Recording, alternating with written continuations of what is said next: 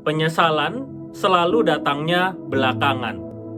Bapak, Ibu, saudara-saudari yang terkasih dalam Tuhan Yesus Kristus, begitulah kira-kira kehidupan kita. Seringkali penyesalan itu rasanya begitu dekat dengan setiap tindakan kita, dan kita berulang kali menyesal karena ternyata kita tidak melakukan sesuatu yang tepat, yang sesuai dengan apa yang seharusnya bisa lebih baik kita lakukan. Kenapa kita menyesal? Yang pertama, karena kita tidak berpikir lebih panjang sebelum kita bertindak. Kita lebih menuruti emosi-emosi yang ada di dalam hati dan pikiran kita. Yang kedua, karena kita tidak mempertimbangkan berbagai resiko buruk yang bisa saja terjadi kemudian kalau kita melakukan sebuah tindakan. Yang ketiga, karena kita tidak siap kalau ada penderitaan akibat dari tindakan-tindakan kita. Tapi sekalipun penyesalan itu memang tidak menyenangkan, penyesalan itu sesungguhnya mengajarkan kita supaya kita mampu berpikir sebelum bertindak.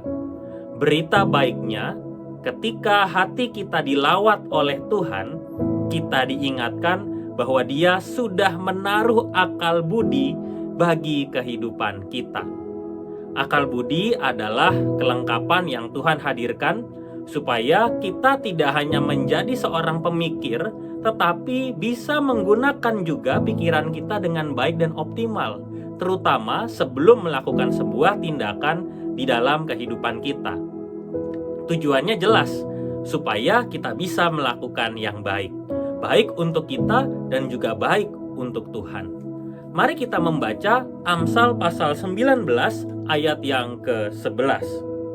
Akal budi membuat seseorang panjang sabar, dan kemuliaannya ialah memaafkan pelanggaran.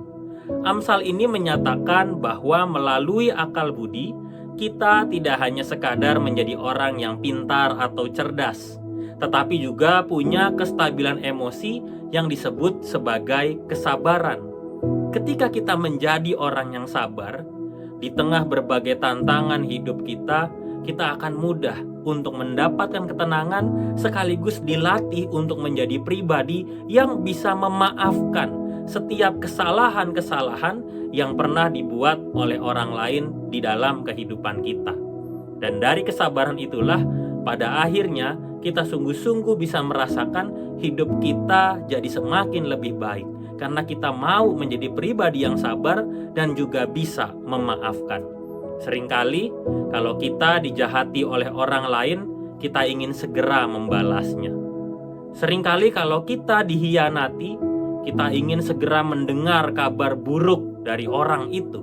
Seringkali kalau kita dikecewakan, kita ingin supaya usaha orang lain itu mengalami kegagalan. Tetapi dari Amsal yang akan kita renungkan ini, itu bukanlah ciri-ciri orang yang berakal budi.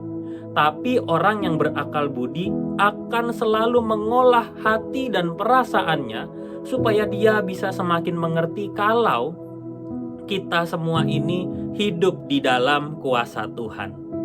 Kita jadi semakin sungguh-sungguh mengoptimalkan waktu, kesempatan, pikiran, tenaga, juga perasaan kita untuk dapat memuliakan Tuhan lewat karya-karya kehidupan kita. Ingatlah bahwa orang yang berakal budi akan selalu mampu menghasilkan karya yang terbaik di dalam kehidupannya.